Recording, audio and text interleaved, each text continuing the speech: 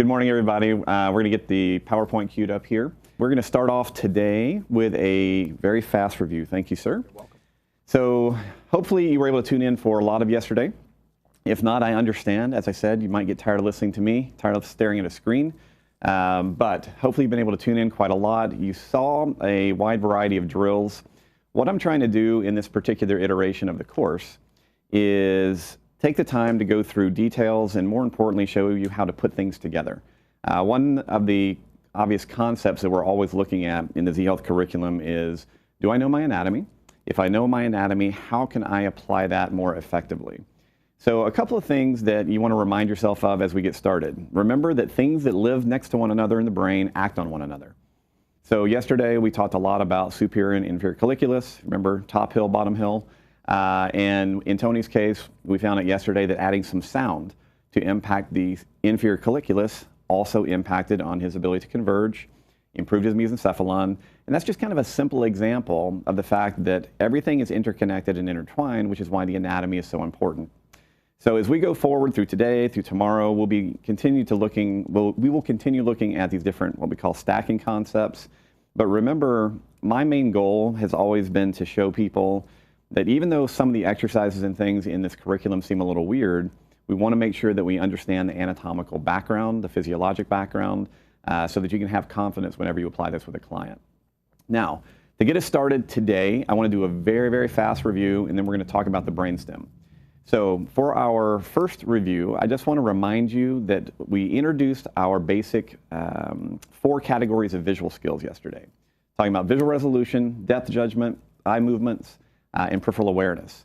Now, one of the concepts that we talked about yesterday is that we need to assess different skill sets within each category, because within each one of these things can be broken down. As an example, yesterday on visual resolution, we talked about static visual acuity, right? Tony's up here reading a multi-size font card, and that is one version of a test of visual acuity. We pulled out the iPhone, we changed the color, we changed the contrast.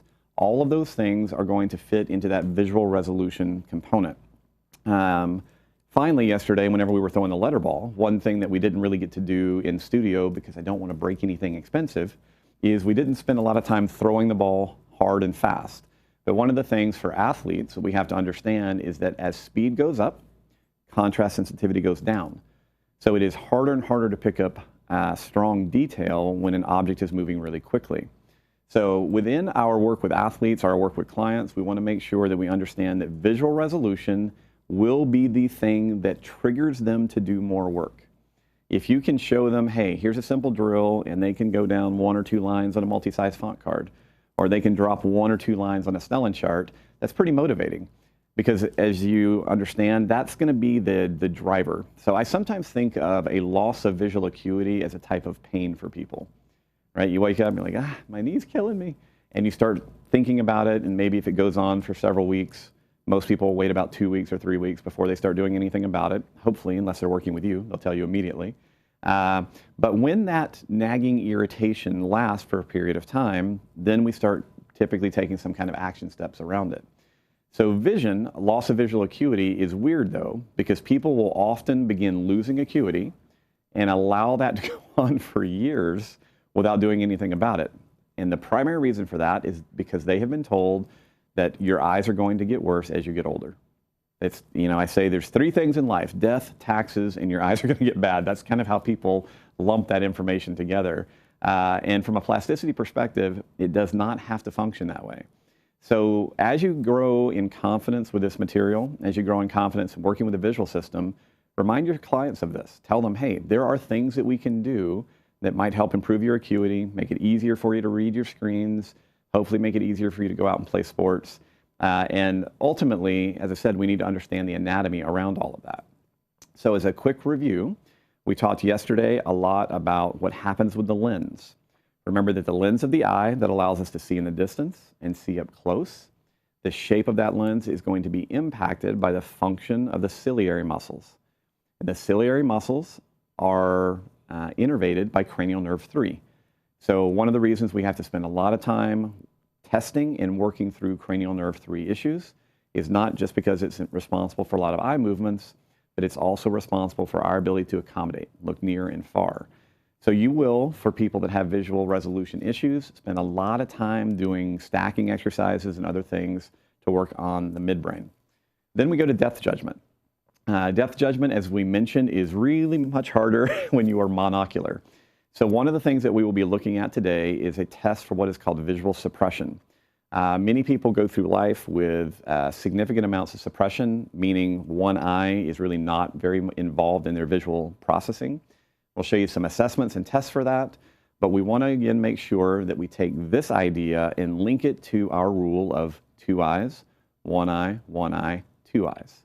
So we test people binocularly, we test them monocularly, we work on them in both ways, but then ultimately we need to take their visual work and reintegrate it so that both eyes are working together. Eye movements, there are a lot of them. Today we're going to be going through saccades. We'll be doing a few other visual drills that are a little bit more intensive on eye movement. But just remember that eye movements set the stage for us to be able to track moving objects and also for us to move effortlessly through the environment. Your visual system and vestibular system are going to work together very intensively to try to stabilize your gaze so that when you're looking at something, your eyes aren't bouncing around, your head's not bouncing around, but instead you're focused on the target, which allows you to bring that foveal vision or central vision into play. So eye movements, again, often cranial nerve 3, cranial nerve 4, and now today we'll talk more about cranial nerve 6. And this is where we're going to bring the second layer, or second level of the brainstem into the equation, because cranial nerve 6 lives in the pons, right? 3 and 4 are in the midbrain, 6 is in the pons. So we'll be talking about that because we're going to talk about the brainstem in a minute. And then finally, we have peripheral awareness. So remember that peripheral awareness, I spent quite a lot of time on that yesterday because we are more and more understanding that this, what is called the ambient visual system, really sets the foundation for how well our eyes can operate in space. So years ago, we didn't talk that much about peripheral awareness because it was like, well, there's not much you can do about it. That has since been proven wrong. So there are multiple ways for us to improve our peripheral capacity, not only increasing the size of our peripheral fields, but also increasing our awareness of those peripheral fields. When we went through the slides, I mentioned that when we test athletes against non-athletes, on the whole, we see athletes having both wider horizontal and wider vertical peripheral awareness capacity. And that's not because they're somehow magically born with that. The fact is, if you play a sport that requires you to maintain as much peripheral awareness as you can in a 360-degree sphere of yourself, over time, your brain adapts to that process and increases your peripheral awareness almost unconsciously. So what we want to do is bring that back into a more conscious work environment.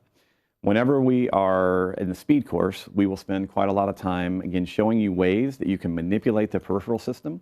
And the term that you may hear me say today, you may hear it throughout the weekend, but particularly when we get to speed, is I love the term ambient, right? So what's the ambiance? What's the surroundings? The ambient visual system, as I said, is the foundation for our foveal system to function well. So these are our 4 basic categories. There is obviously anatomical components to each one of them. What I would love for you to remember right now is that the visual system is incredibly it has a high energy expenditure, say it that way, because visual processing increases activity in over 30 areas of the brain, depending on what type of visual work that you're doing. So, first point to write down today, visual training can be tiring. You can talk to Tony about that later. You see kind of how I impacted him yesterday. He did a lot of visual work. So in the minimal effective dose category, whenever we are talking about how much can I load someone and how often can I load them, in many cases, intensive visual system loading is super helpful, but you may not be able to do it for long periods of time because it can be, again, very, very fatiguing. In our stamina course, we introduce concepts around what's called brain endurance training. We've been talking about that for a long time. And the basic idea is that if I give an athlete both a cognitive and maybe a visual task while they're doing other exercises, the intensity and the exhaustion factor of the exercise actually goes up. So then whenever we remove the visual and cognitive demands later on, we normally see significant and often impressive improvements in their overall endurance. So just for now, write down the note, vision training has a high energy cost. So when you're working with people, you need to be constantly watching for signs of startle, signs of sympathetic response. I'll cover that a little bit later in more depth, but just remember the basics are if they start to sweat, if they start to go pale, cheeks start to get really red, they start to feel a little nauseous or dizzy, you need to be done for that period of time. I always recommend if you have clients that are coming to you for a lot of vision work, that you ask them to eat well ahead of the training schedule or before the training event. So normally 60 to 90 minutes ahead, make sure that they have some food and fuel on board. That can go a long way into making the visual training less exhausting. All right, so those are just the kind of key reminders from yesterday and key points I wanted you to remember about vision training. Also yesterday, we started to get into our athletic movement curriculum. So we spent quite a bit of time on postural work. So as we go through more movement exercises today, I want you to keep reminding yourselves of the postural stabilization drills that we went through. Remember, we start off in neutral. We have the athlete look for a correct pelvic position by offering some perturbation. We repeat that on the balls of the foot. Remember, we don't want them super high, but we want that foot in a nice athletic contact with the ground.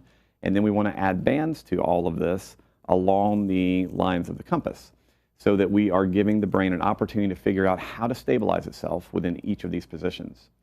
From the postural work, we then went into the static athletic ready and dynamic athletic ready and T-step. And remember, when we talk about athletes, they need to be able to stand, they need to be able to start, they need to be able to run, change direction, and stop. So throughout the rest of today and tomorrow, we'll be getting through the rest of those pieces of the movement curriculum. What I tried to emphasize with you yesterday is that you need to consider those skills that should be refined. We'll show you some videos today, tomorrow, of professional athletes doing these skills.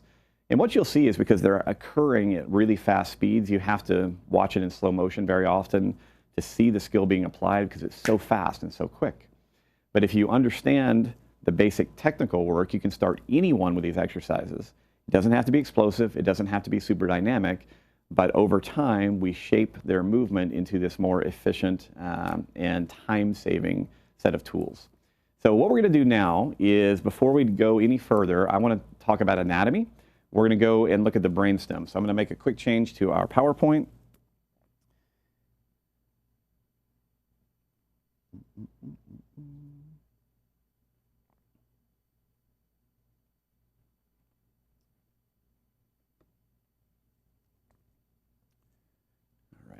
So hopefully you amused yourself there for about 12 seconds while I'm digging around.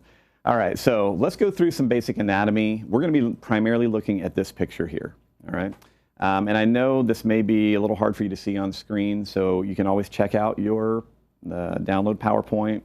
If this is at all confusing while you're watching, pull up another screen and just pull up a Google image of the brainstem, because what I want to do is just quickly cover the basic cranial nerve environment, if you want to say it that way, of the brainstem, and talk about each one of them briefly. When you come to structure, which is the primary neuro course in the curriculum, you'll spend 4 very intensive days on the brainstem along with a few other assorted odds and ends. But I need you to understand that as a Z-Health practitioner, long term, you need to be an expert in the brainstem. And it all starts with our basic anatomy. So whenever we look at this, we have, first of all, on the top of the brainstem, as I mentioned yesterday, we have the midbrain. We talked about this at length. We have cranial nerve 3 and cranial nerve 4. All right, so all that you need to write down: midbrain, cranial nerve 3, cranial nerve 4. Below that, you want to write down superior colliculus and inferior colliculus. So whenever we talk about the midbrain, those are the 4 kind of anatomical components I want you to begin recognizing are there, because these are the easiest ones for us to work with. If you're taking additional notes, we talked yesterday as well that what you will find in the midbrain is the red nucleus. The red nucleus is involved in that rubrospinal tract that allows us to have an arm swing during gait. This is stuff that you should be familiar with from R-Phase. If you haven't watched R-Phase or haven't been to R-Phase in a long time, in Z-Health University, please check out the newest webinars that we added in, I think 2 or 3 weeks ago. I did a 2-hour well, a total of 8 additional hours working through the PowerPoint, but also utilizing a lot of video of gait. And we talk about that pathway. So again, in the midbrain, we want to recognize that the midbrain may be a prime driver for either an appropriate or inappropriate arm swing in gait. You can also write down for the midbrain that it contains the mesencephalic locomotor region, all right? Mesencephalic locomotor region. Long word, it basically means it's an area of neurons that are involved in the rhythmic application of movement. So that may be our gait cycle, it may be running.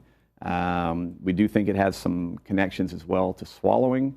So a lot of things that we initiate voluntarily, but then just kind of keep going on their own. A lot of that is driven from that mesencephalic locomotor region and its connections to areas both above the midbrain and then through the pons medulla and into the spinal cord. On top of all of that, we have running through the midbrain something called the PAG. The PAG is the periaqueductal gray. Now this area, strange name, it's a tube. Within that tube are lots of little neuronal groups and nuclei that do different things. For our purposes, we want to know that number one, in that PAG, there is the beginning of what we call the anti-nociceptive pathway. You are all familiar with nociception, right? Anything irritating or threatening in the body that would eventually be interpreted by your brain as pain. So the anti-nociceptive pathway, in part, passes through the midbrain. This is why very often for your clients that are experiencing pain anywhere in the body, doing something for the midbrain. So vision drills of any kind are worth testing to see if vision work will actually increase activity in that anti-nociceptive pathway and subsequently decrease the discomfort that you're feeling. I think this is a really important topic for you to remember. When we talk about cranial nerve 3, right, the one that we've been mentioning all the time, one of the nuclei for cranial nerve 3 lives very, very close to the periaqueductal gray. So this is one of the reasons we think that vision work can actually solve some pain problems for clients. So a big takeaway, I hope, already from I-phase for you, and now S-phase as we're adding some distinctions, is that vision work should be in your checklist for what am I going to do for people that are having pain. Now, if it's back pain, knee pain, shoulder pain, we would connect that to other things that we've already discussed in the curriculum. So you may have to go more monocular, you may have to test a lot of things, but please do not assume that there is not an anatomical rationale for this. There absolutely is. So those are things I want you to remember about the midbrain.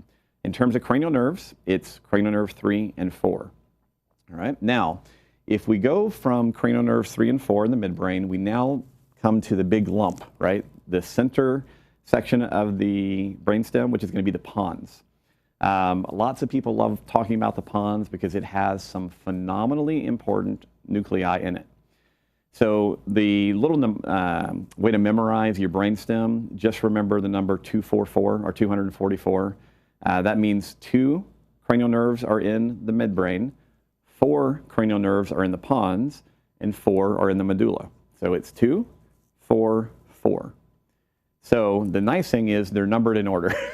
So if cranial nerves 3 and 4 are in the midbrain, then that means 5, 6, 7, and 8 are going to be in the pons.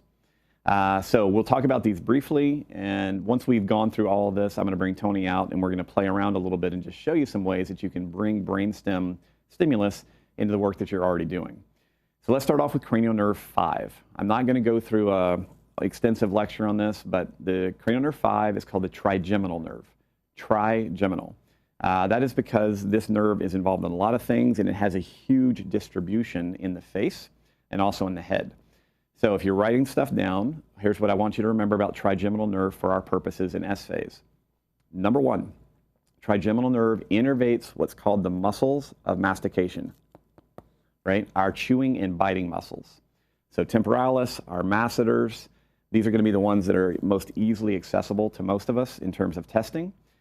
So if someone needs pontine stimulus, and we'll talk about why that might be in relationship to either movement or the visual system in a minute, we can activate the right trigeminal nerve by having the client bite on something on the right side. Additionally, whenever we look at the trigeminal nerve, it offers sensory innervation of the face. So if I'm testing, hey, does this feel like this? on the face that is also trigeminal nerve. So it's a sensory nerve, it is a motor nerve, it is also a proprioceptive nerve. And here's what I mean by that. Trigeminal nuclei, when you actually start looking at it, it's huge in comparison to most of the other cranial nerves because it's got 3 different components and 3 different parts. So the reason I want to bring up the trigeminal nerve in relationship to the eyes is that there is actually a offshoot from the trigeminal nerve, which is in the pons, that goes into the midbrain. All right? It is called the mesencephalic trigeminal nucleus. Mesencephalic or midbrain trigeminal nucleus. And its primary job is receiving proprioceptive, so movement information, primarily from the jaw and teeth.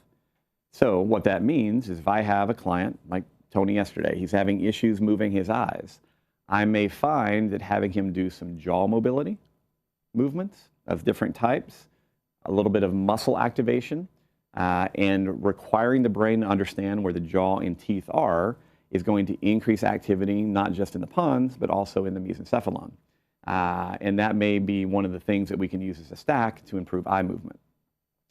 Trigeminal nerve also has it's called the spinal trigeminal nucleus. It goes all the way down through the pons and the medulla and actually into the upper part of the spinal cord. And that is involved in usually sensory input or afferent input from the nociceptive system. So, like I said, it's a big, important nerve. It's a big, important grouping of nuclei. So it can be very, very powerful for the things that we're doing to focus on trigeminal stimulation. All right, so that's number 5. Cranial nerve number 6 is the abducens nerve. Abducens, which is a strange name. But it actually is not a strange name when you recognize that this nerve has one job. This is a lot like cranial nerve 4. Cranial nerve 4 has one job, making the eyes move down and in. Abducens nerve is going to cause the eyes to move laterally. So the notes that you want to write down, cranial nerve 6, abducens nerve is for divergence, right? Particularly divergence on a horizontal plane. So when I have a client and they're struggling with gaze stabilization, or we start doing saccades, or as we're watching their eye movements, and it looks like they're having a difficult time getting an eye to move laterally, I want to consider looking at the abducens nerve in the pons on that side. All right? Cranial nerve 7 is the facial nerve. The facial nerve is basically going to innervate, for our purposes here, the muscles of facial expression. So your ability to smile, frown, raise your eyebrows, look interested, whatever it is that you're doing, all these things are going to come from facial nerve activity. So if you've ever had that client that comes in and one side of their face is kind of droopy, they've lost maybe activity in the facial nerve on that side. Because it is cranial nerve 7, it can also have some pretty tremendous ramifications with what lives above and below it. People that have lost facial nerve competency may have a difficult time with divergence, number 1, because of its impact on cranial nerve 6. Also, cranial nerve 7 problems can cause issues for cranial nerve 8. Cranial nerve 8 probably will become one of your favorite nerves ever as you go further and further into the curriculum. This is the vestibulocochlear nerve. All right, vestibulocochlear nerve. So this nerve is responsible for sending all of the vestibular signals that are going to come from our vestibular organs, the canals and the otoliths, to the brain. It's also responsible for sending all of our sound. So whenever you think about doing vestibular work with people, what I need you to understand is that the vestibular system and our cochlear system, our auditory system, they share the same nerve, which means that sound can have a tremendous impact on vestibular function, A. B, vestibular function can have an impact on hearing. So whenever you have someone who has hearing issues or vestibular issues, you can use both parts of that system to impact the other. So that's really important for me that you understand, because obviously all of this, you've already been exposed to a lot of vestibular drills. I just want you to understand that whenever we're doing something specifically for the vestibular system, we are targeting the pons. And we'll go back over in just a minute, all the different, like, how does that manifest in the human body? Okay, hopefully you're following along. I'm trying not to go too fast. So remember, 2, 4, 4, cranial nerves 3 and 4, midbrain, cranial nerves 5, 6, 7, and 8 in the pons. And then finally, we have 4 more cranial nerves, 9, 10, 11, and 12, that we're going to find in the medulla. In this particular class, we don't spend a ton of time talking about the medulla because it gets a little bit more in depth to understand exactly what's happening in this area of the body. But what I want you to know is it is an incredibly important area of our brain and our brainstem, not only because of the nerves, the nuclei that live there, the cranial nerve nuclei, but also because so many things pass through there. So a dysfunctional medulla can not only impact on the cranial nerve function, it can also impact on movement throughout the body, because like I said, many things decussate. Decussate in neurology means that it's going to come up the right side and cross over to the left side. That's decussation. A lot of very important tracks and pathways decussate in the medulla, which means that we want to make sure that our medulla is nice and happy and healthy whenever possible. So if we go through the nerves, cranial nerve 9 is called the glossopharyngeal nerve or glossopharyngeal nerve or potato, whatever, however you want to say it. So glossopharyngeal nerve, the cranial nerve 9 is involved, basically, you can think of it this way, in throat musculature. All right, throat musculature, vocal production. It's going to allow for both sensation and motor for swallowing. So a lot of people that have problems with cranial nerve 9 will complain about, I'm having issues with swallowing. I never used to notice it, but now every now and then I'm trying to eat and I'm chewing and things feel dry or they get stuck. That might tell you something is going on with cranial nerve 9. So if we move from 9, we then go to 10. Cranial nerve 10 is the vagus nerve. This guy right here. Vagus nerve, if you've been watching anything from Z for any period of time or talked to people from our other classes, the vagus nerve is so important, it has its own class in the curriculum. So in the next evolution course, we talk a ton about the insular cortex, a part of our brain that is primarily going to hold our interoceptive maps. And the vagus nerve is one of the primary nerves that's going to communicate afferent signals to the insular cortex, so our interoception. The vagus nerve also has a motor component that helps run our heart and our lungs and our guts. It's involved in our immune system. So it is an incredibly vital, important nerve. It's the longest nerve that we have. It's called the wandering nerve because it goes to so many different spots. We have one on the right side and one on the left side. So anytime we are trying to work on the medulla, we want to consider, are there things that I could do that would impact on the vagus nerve? Right now, one of the easiest things that you can focus on is good breathing drills. All right? Respiratory drills are one of the easiest ways for us to modulate vagal nerve activity. So multiple times yesterday, working with Tony, I kept saying, hey, breathe. I want you to breathe. I want you to relax. I want you to decrease that sympathetic activity a little bit. In some level, we are trying to create vagal stimulation when that occurs. So it's going to create some medullary activation. All right, we're almost done. Hang in there. Now we have cranial nerve 11. Cranial nerve 11 is called the accessory nerve. Now, this is actually a weird nerve because it is in your brain, right? It's in your brainstem, but it exits and it innervates your shoulder musculature. So your trapezius and your SCM. So this is one of the easiest cranial nerves to activate because simply doing shrugs or having people do neck flexion-based activities that really activate the SCM allow you to target the accessory nerve. So what you will see going forward in many cases is if I do work on the accessory nerve, I can improve other flexor-based outcomes in the body. And I'll talk about that here when we go through our major synergy patterns. We discussed it yesterday, but I'm trying to do a review. Whew. Finally, we have cranial nerve 12, which is the hypoglossal nerve. Hypoglossal nerve is basically in control of your tongue.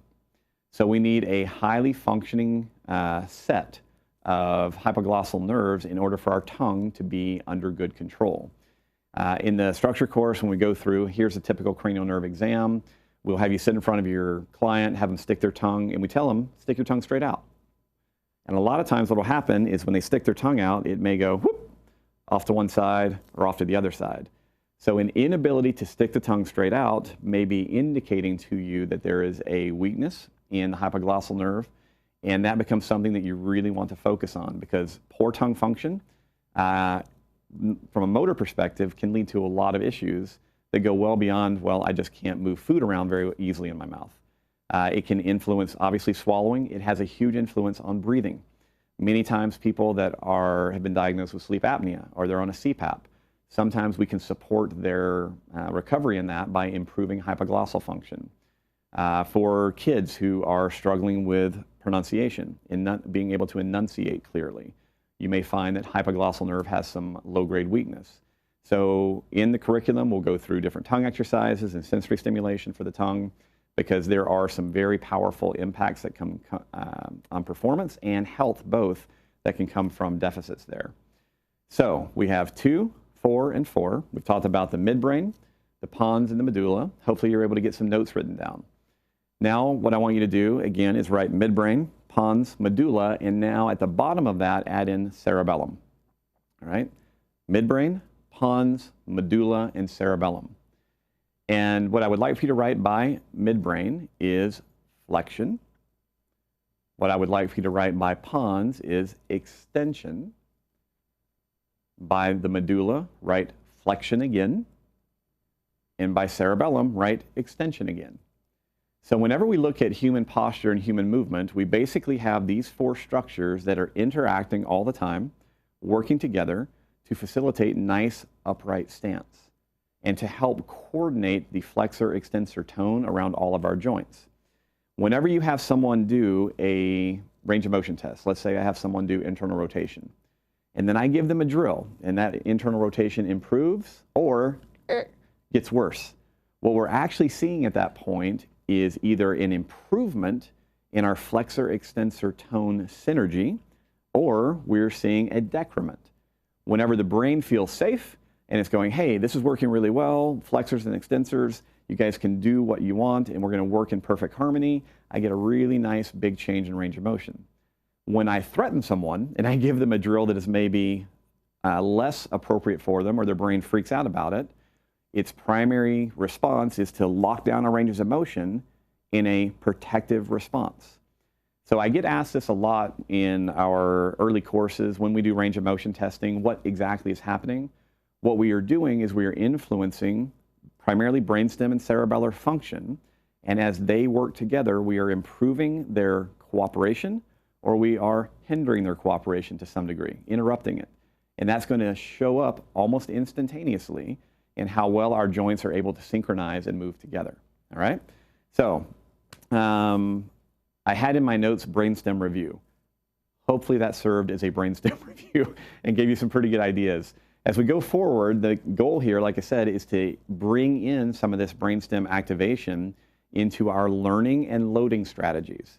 If you remember yesterday, I showed you that you have slides in your S-Face PowerPoint that say learning and loading strategies for X, maybe accommodation and vergence. Some of what you're going to see in those loading and learning strategies revolve around increasing brainstem activity. So what I'm going to do is I'm going to have Tony come out, and we're just going to literally do a little show and tell with brainstem activations, and we're going to look at his overall movement. So we're going to start off just like we did yesterday. You can come right there, and we're going to have him go through different ranges of motion. So I want him to do shoulder flexions, internal, external rotations, and as he's doing this, I'm just going to let him work at his own pace. Remember that whenever you're doing range of motion testing for clients, I do consider this to be quite subjective. Most of us can think our way into going a little further into a range of motion. So one way that you want to make your assessment a little bit more accurate is make sure that your client has warmed up before you start doing a lot of the range of motion testing. I have already, he's been working off on the side, making sure that he was kind of prepared for this section. And what we're going to do is we're simply going to play around with flexor and extensor tone by targeting different areas of the brainstem. All right, so flexions, extensions, good. How's all that feeling so far? Pretty decent. Pretty decent. You can lie, it's fine. Feels amazing. No. It's early morning here, and we stood in front of a camera for hours yesterday. Forward bends. Okay, so you got a decent night's sleep. Feel a little bit better today. All right, so we've got flexions, extensions, we've looked at rotations, we've done some shoulder work. Let's check your head and neck rotations as well. Okay. So face that curtain over there, and I just want you to do a left rotation toward the camera so we can see that range of motion. Very good. And spin and face me, and we'll do a right rotation toward the camera. All right. How do those feel? Right one's a little bit tighter. Right one's a little tighter. Okay. Any pain with any of those movements that you were testing? Not particularly. Okay. No. And let's also have you do a few squats. All right. So just get an idea on how the hips are feeling, ankles. Okay. So we'll do 5 or 6. Again, just letting him warm up. Now remember, there's no right or wrong in any of this. We often, I think, come into these assessments of movement and go, this needs to be perfect based off some, archetypal model of movement. Honestly, if you can do the things that you want to do safely, there may be some variations, right? We talked yesterday about squatting and femur length and tibia length and ankle dorsiflexion capacity. All those things are going to change how much load you can handle, how far down you can go. So from my perspective, what we're always trying to achieve is a greater level of efficiency with the same amount of effort, right? So in other words, if I can use less effort to create a lift or create a movement than I was using previously, that's a pretty big win as long as you're within a safe bandwidth of movement. Okay, so for you, what feels worse today, flexion or extension? Probably extension. Extension, okay. So did we test shoulder extension? Not yet. Okay, so let's go ahead and we'll look at his shoulder extension just like we were looking at it yesterday. All right, good. And check the right side. Okay, right side's a little tight. Let's look at, spinal extension. All right, and also just turn and face me again, and I want to look at cervical extension itself, just by itself. Okay, so you actually, cervical extension, you look like a Pez dispenser. That's pretty good. Get a big piece of candy out of his throat there. So cervical extension is pretty good. Obviously, thoracic, lumbar, quite tight. Where do you feel most of the discomfort in the extension? Is it in your thoracic, lumbar, pelvis? It's probably in my lower lumbar and pelvis. Okay. I can hardly feel my thoracic. Okay. All right, so lower lumbars and thoracic. Our lower lumbars and pelvis. So let's go back to what we've already discussed. We've talked about our brainstem, and we say, okay, the most natural thing for us to consider is he's struggling with extension, so can we give him some stimuli in appropriate areas of the brain that would facilitate extension? So if you're looking at your notes, that would be pontine stimulation or cerebellar stimulation, all right? Pontine or cerebellar. So let's talk about the pons. We've already talked about the trigeminal nerve. Trigeminal nerve, cranial nerve 5. Remember, it's this big nerve that has lots and lots of interactions throughout the brainstem. So some things that we could do. We could test, first of all, just having him bite down hard on something that would activate the trigeminal nerve, activate the pons, and then we could see if that created some kind of change in his overall extension capacity. Right now, I'm not going to really focus on doing right side versus left side. We'll get to that a little bit later. So you have your Z-Vibe with you? Mm-hmm. All right, so I'm not going to have him turn this on yet. You'll get this at T-Phase. This is one of the little tools that we use for the mouth and tongue, so it vibrates. But we're not going to do vibration. What I'm going to have him do is just put this in between his front teeth and bite down. All right, so we're going to have him bite, give him about like a 20% level of effort. I don't want him, not trying to tear this piece of rubber in half right now. I just want to give some stimulation. So we're going to do three rounds of 6 seconds. So bite hard, bite. 6, 5, 4, 3, 2, 1. Relax. And bite. 6, 5, 4, 3, 2, 1. Relax. And bite. 6, 5, 4, 3, 2, 1. All right. I'm going to have him pull that out. We'll test your spinal extension again, whatever direction you were facing before.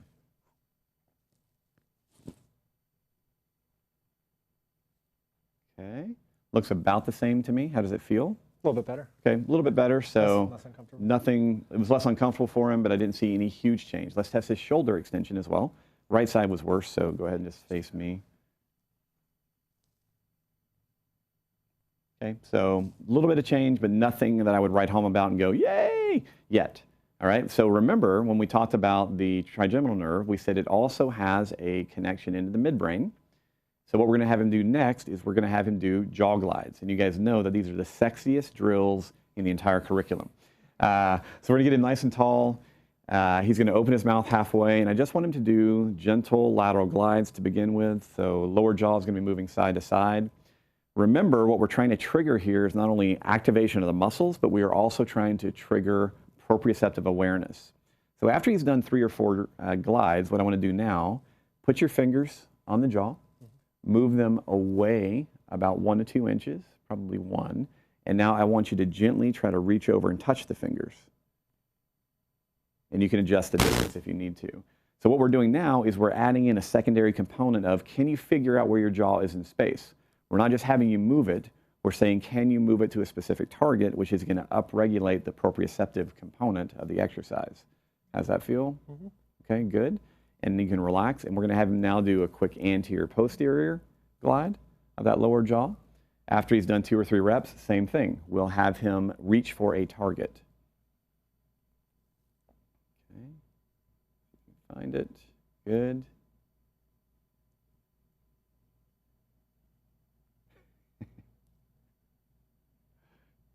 These are really weird looking drills. Even now, 30 years later, I'm like, oh yeah, they look odd. All right, good, relax. Mm-hmm. So we have him take a breath. We've now given him a different type of trigeminal stimulation. So now we can reassess. So check your shoulder first. Okay, that looks better to me. How does that feel? Better. Better. And let's try the full spinal extension. Okay, also a little bit more. So right now I'm not seeing anything that's making me go, hey, trigeminal nerve looks like a home run, but we are seeing some small changes and small improvements. How's the comfort level? About the same? About the same. Okay. So normally what I do, if I'm going through brainstem evaluations to influence global movement, I'll do 1 or 2 drills. If I don't see something that makes me go, yeah, move on, right? It's time to do something a little bit different. So since we're in the pons, we're going to move from 5 now to cranial nerve 6. Cranial nerve 6, remember, is what? It is the abducens nerve, and it allows the eye, or causes the eye to diverge. So I could do a couple different things with Tony. I could have him simply pick a target in the distance, use the exit sign right over there, since it's nice and bright and bold. And I'm going to have him just sit and relax for maybe 10, 15 seconds, trying to let his eyes relax and move laterally, right? Just basic divergence. This is, in this studio, I would guess around 30 feet or so, 25 to 30 feet to that exit sign.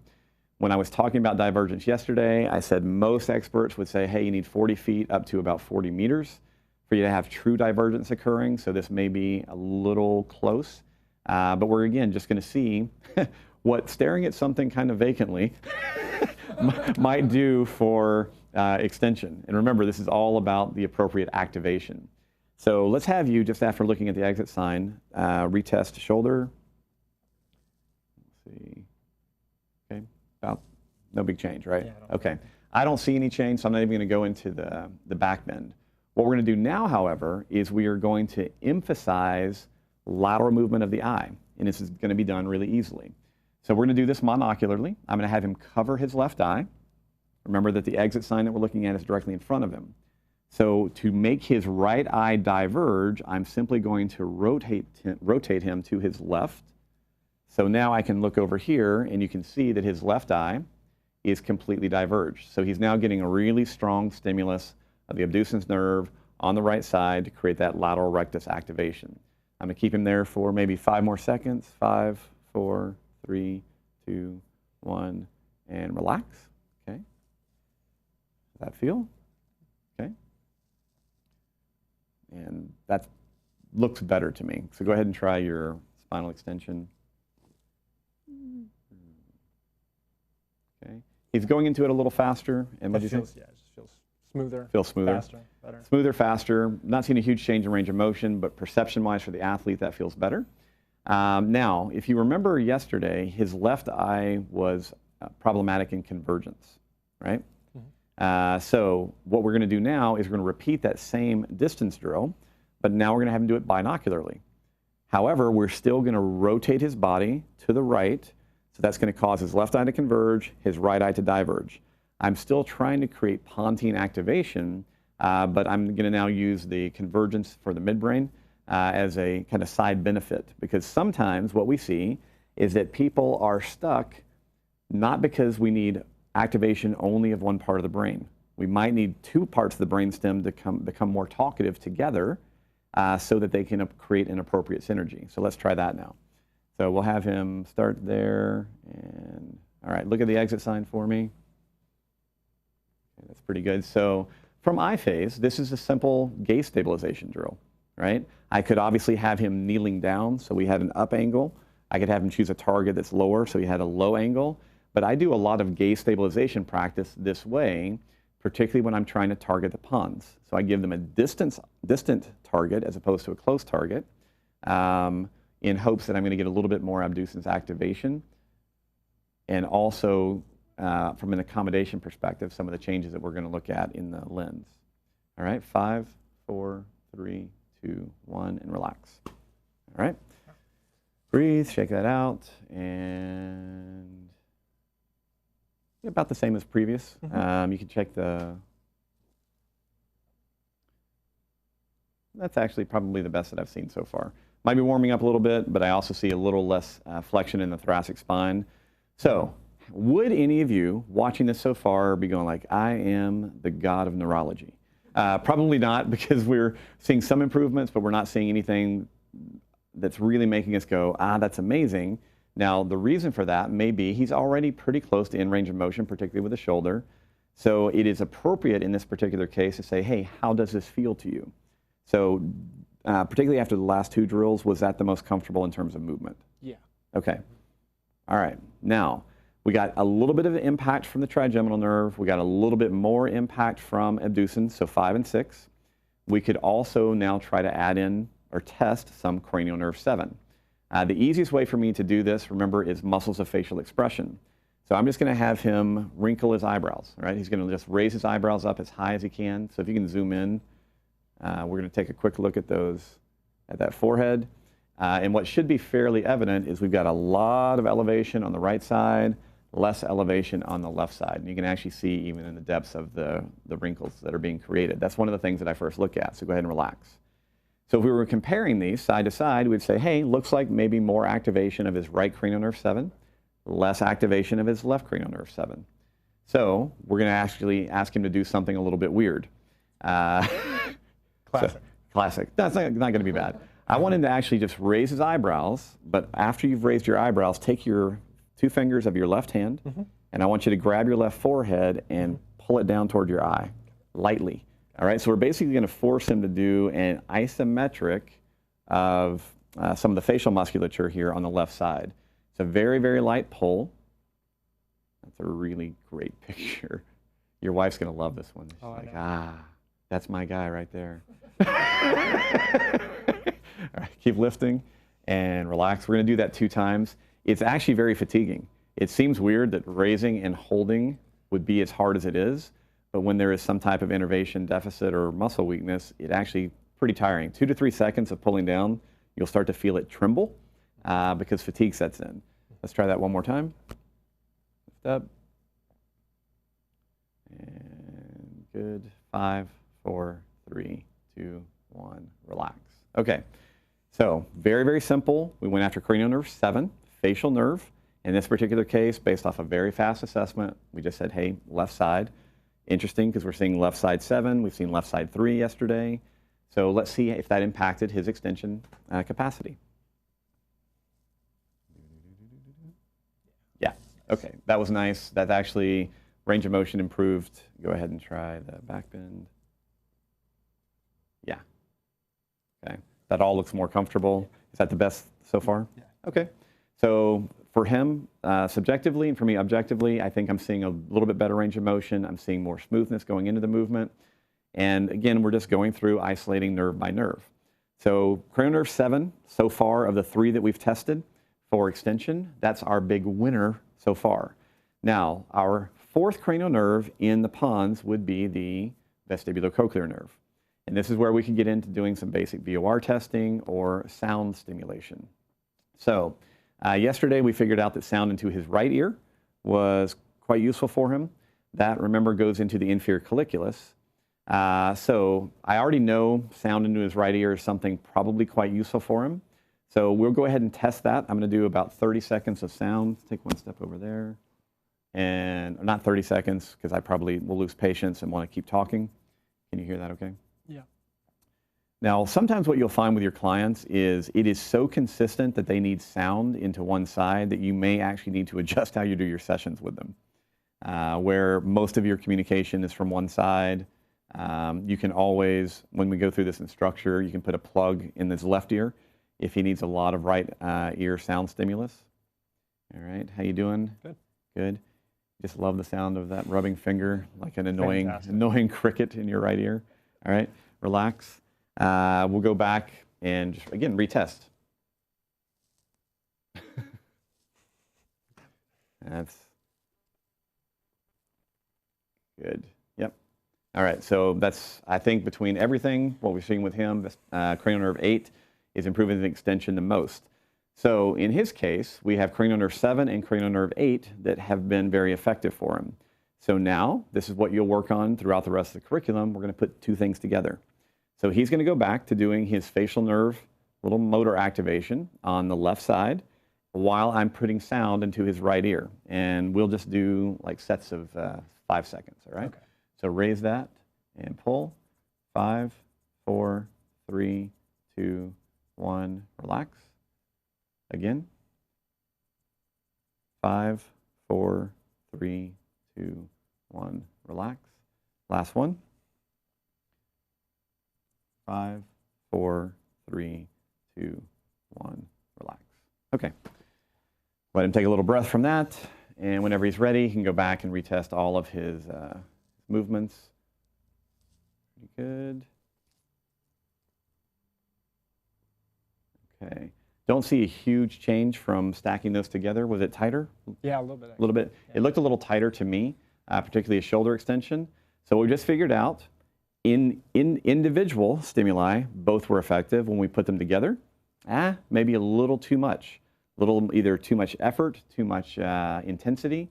So this is back to that idea of minimal effective dose.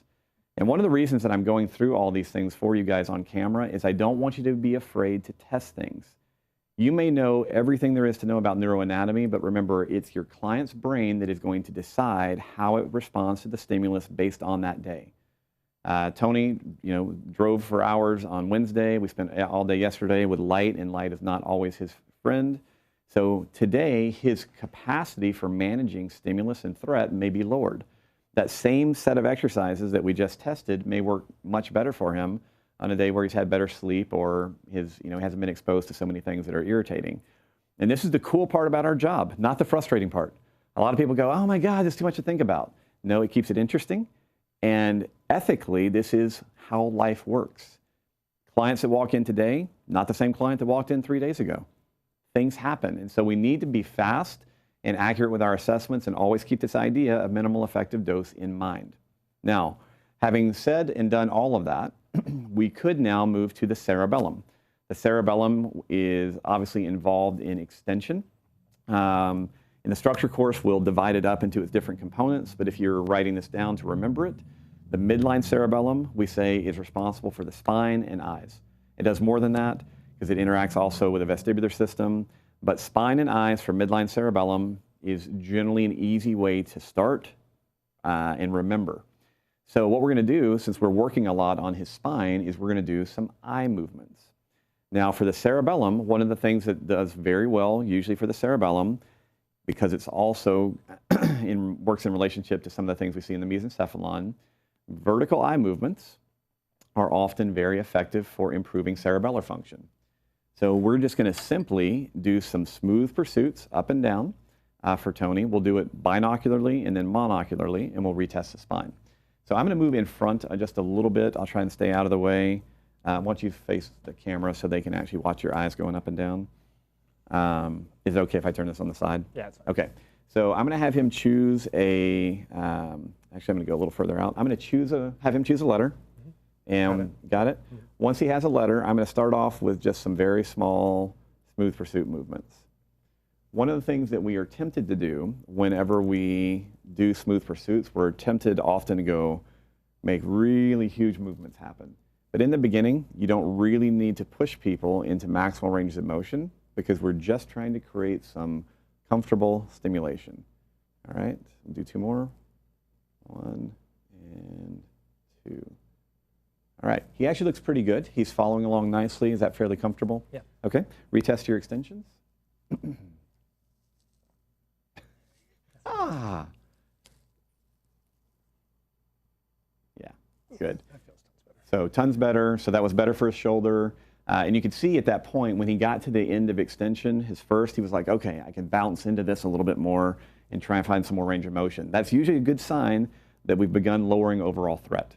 All right, so that's probably, of everything we've looked at so far, the most positive response that we've seen. Now, neurologically, this is a little confusing because I say, hey, we're doing midline cerebellar work with smooth pursuits in a vertical direction, but we also talked about that vertical movements influence the mesencephalon. Now, this is where a lot of people get frustrated. They go, but the midbrain's for flexion, the cerebellum's for extension, so why is his extension getting better? Well, remember, it's all about how they're communicating because all movements require both flexor and extensor tone. So in his particular case, it is possible that extension is limited for him because he has excessive flexor tone or decreased extensor tone. So sometimes we solve that problem by getting the two parts of the brain that are involved with two different muscle tone synergies talking more. So don't let that confuse you and don't let it distract you from kind of going through these processes as we're describing. All right, so let's try now monocular. We did binocular, let's try monocular. So you can again stay facing that way. Why don't you cover your right eye for me? And we'll again do just little smooth pursuits. Ready? Mm-hmm. I'm going to bring this in a little bit because I like to make him converge a little. And two more. Yeah, good. Whoop. All right. When we force him into a little bit of convergence, the coordination of the eye is challenged a little bit more. Let's see how his body responded to that one.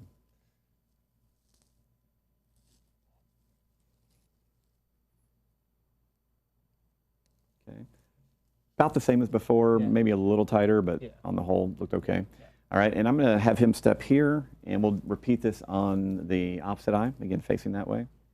So now cover his left eye, and we're going to force this one a little into divergence, and we'll start our little up and down. This is really good because as he goes into the vertical movement, he stares directly into the sun. This bright light here. 1 and 2. And good. All right. Excellent. Same thing. We reassess. Yep. Better. And also better. So between binocular and right side, which one felt better to you, or were they pretty equal? Probably binocular. Binocular. Okay. So in this particular case, this is exactly what I wanted you to see today. We went through pons, we went through cerebellum, and in targeting that, we were able to create some improvements in his extension. If he has flexion issues, I can apply my brainstem information for the midbrain and for the medulla to hopefully improve flexion. Now, as you get deeper and deeper into neural testing, what we will tell you is that if you do a grouping of tests all together, very often you can sort things out so that you don't have to go one and then the next and then the next, because that takes time and your client needs to have patience with you to do that. So ultimately, the more you own the anatomy and the more quick testing you become competent with, the less you'll have to wonder, should I do two eyes, should I do one eye, should it be right side, should it be left side? But I wanted to start off day 2 of S-phase reminding you that as we start doing movement work and as we focus on the visual system, it is super tempting to think that we solve all problems just by trying harder, right? I just need to practice a static athletic ready. I just need to practice posture more. Often what you'll figure out is that when we just focus on repping out effortful things, we never make the level of improvement that we could because we're leaving underutilized some of the tools and neural stimulus that's available to us. So later today, when we start working on rotations and we start doing stuff on the ground, I'll talk more about the visual system, more about the vestibular system, and I want you to leave this particular presentation of S-phase thinking that there is more than one way to solve a problem, rather than just practicing the drill. If I have a problem with convergence, are there things that I could do that would improve my convergence beyond just doing a pencil push-up? So that was my goal this morning, was to allow you to kind of get a view into how we're going to continue work on thinking through these processes and problem solving. So we are already at our first break. We're a little past, so we're going to be back in just a few minutes. Hope you enjoyed that section, and we'll see you in a few minutes.